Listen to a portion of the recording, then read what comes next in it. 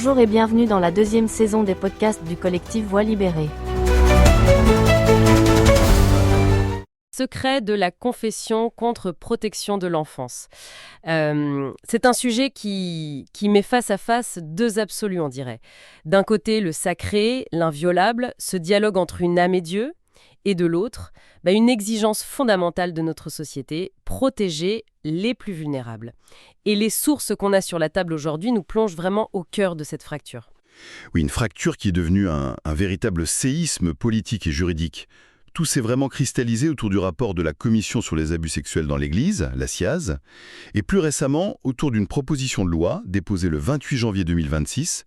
L'idée elle est simple et en même temps radicale, obliger les prêtres à dénoncer les violences sur mineurs, y compris s'ils l'apprennent sous le sceau de la confession. On va donc explorer cette zone de tension maximale, essayer de comprendre ce que dit la loi française, ce que répond le dogme de l'Église, et surtout d'entendre la voix de celles et ceux qui sont au centre de tout ça, les victimes. C'est un débat qui a des siècles, mais qui, je crois, n'a jamais aussi brûlant qu'aujourd'hui. Alors, pour commencer, mettons les choses au clair. Juridiquement, en France, c'est quoi la place de ce secret si particulier ? Est-ce que la loi de la République a toujours reconnu une sorte d'exception pour le confessionnal ? Et c'est là que ça devient fascinant. Quand on regarde l'histoire, la réponse est oui, et de manière assez surprenante.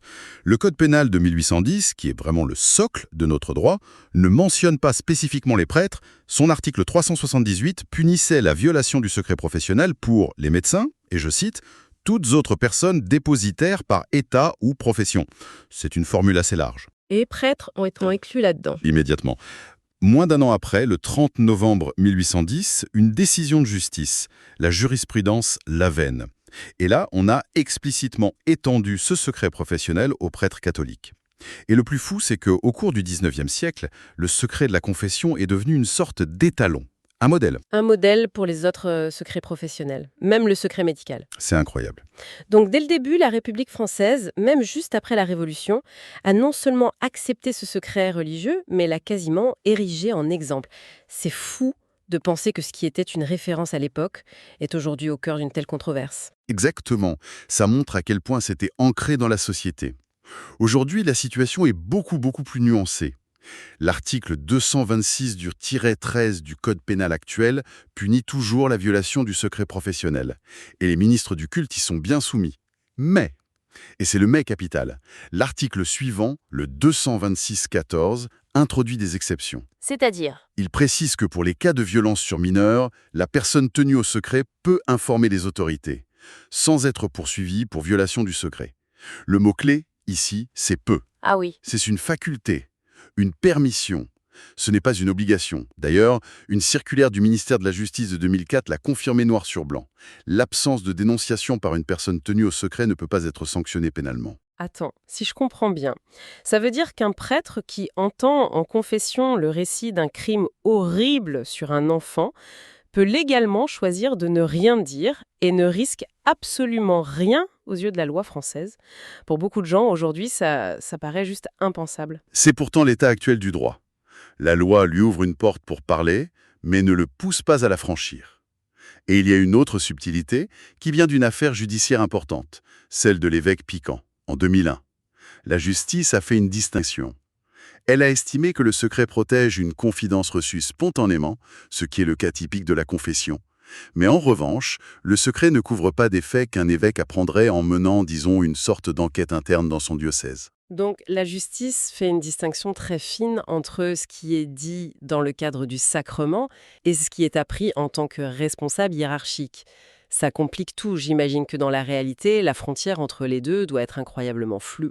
Extrêmement flou. Mais cette distinction montre que la justice civile essaie de trouver un équilibre, de circonscrire la portée de ce secret absolu sans pour autant le nier complètement. D'accord, donc le cadre légal est complexe, plein de nuances entre le droit, l'obligation, la confidence, l'enquête, mais tout ça c'est la loi de la République. J'imagine que du côté de l'Église, le mot compromis n'a pas vraiment sa place ici. On ne parle même pas de secret professionnel, on est dans une dimension complètement différente, c'est ça ? On change totalement d'univers. Pour l'Église, ce n'est pas un secret professionnel, c'est le secret sacramentel. Le droit de l'Église, le droit canonique, est d'une clarté de cristal là-dessus. Le canon 983 dit Le secret sacramentel est inviolable. Point. Pas de peut-être, pas d'exception. Et ce n'est pas une règle récente, hein. Ça remonte au 4e concile du Latran, en 1215. 8 siècles. Oui. Et la justification est théologique, pas juridique. Pour l'Église, cette obligation est de droit divin. Ça veut dire qu'elle ne vient pas des hommes, mais de Dieu lui-même. Dans le confessionnal, le prêtre n'agit pas en tant qu'individu, mais en nom de Dieu. Ut Deus, comme dit la formule latine. Révéler ce qui a été dit serait donc trahir Dieu. C'est un sacrilège. Donc pour l'Église, c'est un absolu. Mais qu'est-ce qui se passe concrètement si un prêtre parle au secret? Est-ce qu'il risque une simple réprimande ou est-ce que l'institution a des sanctions vraiment dissuasives? On est au niveau maximum de la dissuasion. La sanction, c'est la plus grave qui puisse exister dans l'Église. L'excommunication late sententia. Late sententia, ça signifie qu'elle est automatique. Dès que le prêtre viole le secret, il est excommunié, sans même qu'il y ait besoin d'un procès. Et ce n'est pas son évêque qui peut lever ça. L'absolution est réservée au Saint-Siège, au Vatican. C'est pour vous dire la gravité de la faute. Et quelle est la logique derrière une telle rigidité? La logique, c'est que le bien considéré comme suprême, c'est le salut des âmes. Ce salut passe par le sacrement de pénitence, la confession, qui permet de recevoir le pardon de Dieu. De ce point de vue, le bien spirituel de l'âme est jugé supérieur au bien matériel des corps. L'argument, c'est que si le secret n'était pas absolu, les pécheurs, surtout les plus grands pécheurs, n'oseraient plus se confesser. Du coup, ils seraient privés du pardon et leur âme serait en péril. Le secret absolu est vu comme la condition nécessaire pour que la miséricorde de Dieu puisse s'exercer. Voilà. C'est tellement ancré que l'histoire de l'Église est jalonnée de ce qu'on appelle des martyrs de la confession. Absolument. L'exemple le plus célèbre, c'est Saint Jean Népomucène au XIVe siècle. Il était le confesseur de la reine de Bohême. La tradition raconte que le roi, jaloux, a exigé de savoir ce que sa femme lui avait confessé. Népomucène a refusé.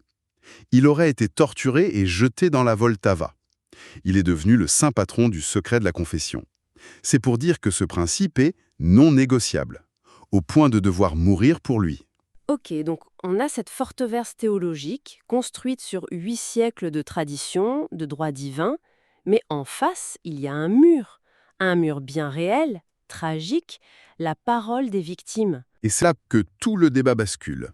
Le collectif de victimes Voix libérée le formule de manière extrêmement puissante.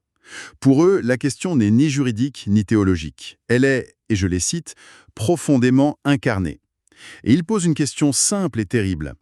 Quelle parole a réellement été protégée jusqu'ici? Certainement pas celle des enfants.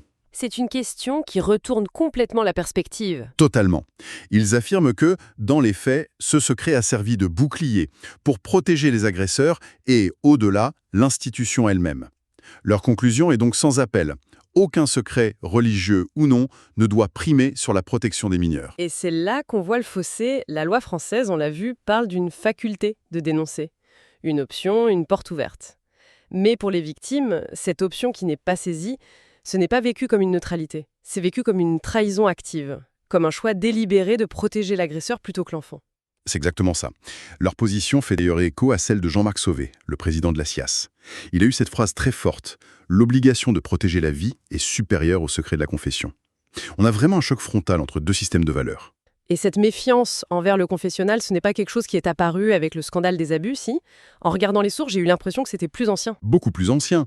La méfiance de la société civile vis-à-vis du confessionnal, c'est une vieille histoire en France, surtout depuis la Révolution. Au XIXe siècle, l'historien Jules Michelet, en 1845, attaquait déjà la confession comme un outil de domination. Politiquement, on accusait le clergé d'utiliser le confessionnal pour manipuler les votes. Une arme d'influence, en somme. Oui. J'ai retrouvé une citation d'un journal anticlérical de l'époque, La Calotte. Ils écrivaient en 1897, je cite, « Leur police secrète est la confession ». C'était vu comme un lieu de pouvoir opaque qui échappait au contrôle de l'État. C'est fascinant. On a l'impression que le débat actuel est né avec le rapport Sauvé, mais en réalité, les sources montrent que cette méfiance envers le confessionnal comme lieu de pouvoir et de secret, c'est une vieille lune de la République. Le scandale des abus n'a fait que jeter de l'huile sur un feu qui couvait depuis plus d'un siècle. Un feu qui est devenu un incendie. Et il a suffi d'une étincelle pour que tout explose. Cette étincelle, c'est une phrase, prononcée le 6 octobre 2021, juste après la remise du rapport Sauvé. La fameuse phrase de Monseigneur de Moulin-Beaufort? Exactement. Alors, président de la Conférence des évêques de France, il déclare que le secret de la confession est plus fort que les lois de la République. La réaction politique est instantanée, volcanique. Le ministre de l'Intérieur, Gérald Darmanin, le convoque place Beauvau en urgence. Pour le gouvernement, c'est une ligne rouge qui a été franchie. Et le ministre de la Justice de l'époque, Éric Dupond-Moretti, était aussi monté au créneau. Il avait apporté une précision juridique importante. Oui, il a tenu à rappeler un point de droit souvent mal compris. Il a expliqué que si un prêtre apprend non pas qu'un crime a été commis, mais qu'un crime est en train ou sur le point de se commettre, là la situation change. Le prêtre a l'impérieuse obligation d'agir pour l'empêcher. S'il ne fait rien, il peut être poursuivi pour non-empêchement de crime. Mais ça vise les situations de péril imminent, c'est différent des faits passés. C'est dans ce contexte électrique qu'arrive cette nouvelle proposition de loi de janvier 2026. Elle vise justement à mettre fin à l'ambiguïté. C'est son objectif. Elle veut en finir avec la faculté de parler. Le but, c'est de modifier la loi pour transformer cette permission en une obligation claire et nette. Une obligation pour les ministres du culte de signaler les violences sur mineurs. Ce serait une révolution dans le droit français. Mais est-ce que c'est si simple ? J'ai lu dans les sources que des juristes lèvent déjà des drapeaux rouges, que cette solution pourrait créer plus de problèmes qu'elle n'en résout. En effet, le débat est loin d'être clos. Le juriste Nicolas Hervieux, par exemple, soulève 2 risques majeurs. Le premier, c'est un risque d'inconstitutionnalité. La loi créerait une obligation qui ne viserait que les ministres du culte. Pourquoi eux, et pas les médecins, les psychologues, les avocats ? Eux aussi sont tenus au secret professionnel. Ça pourrait être vu comme une rupture du principe d'égalité devant la loi. Et le deuxième risque ? C'est peut-être le plus paradoxal, c'est l'effet potentiellement contre-productif. L'argument, c'est que si le secret du confessionnal est officiellement levé par la loi, alors plus personne n'ira s'y confier sur des sujets aussi graves. Ni les agresseurs, évidemment, ni peut-être même certaines victimes qui y voyaient un premier espace de parole totalement confidentiel. Le risque, c'est que ce lieu de parole, même s'il est problématique, disparaisse complètement et que le silence devienne encore plus total.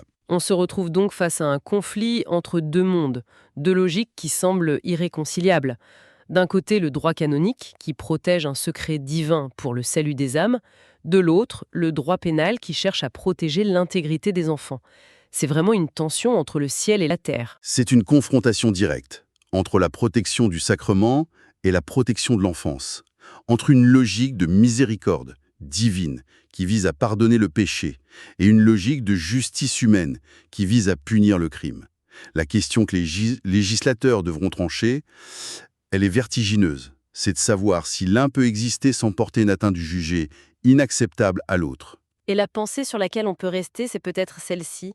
Est-ce qu'une société démocratique peut accepter qu'il existe en son sein une enclave, un espace où la loi de Dieu primerait sur celle des hommes, surtout quand la sécurité des plus vulnérables est en jeu ? Mais à l'inverse, en voulant forcer la porte de cet espace, ne risque-t-on pas de le faire taire pour toujours et de perdre une source d'information potentielle, aussi imparfaite et controversée soit-elle ?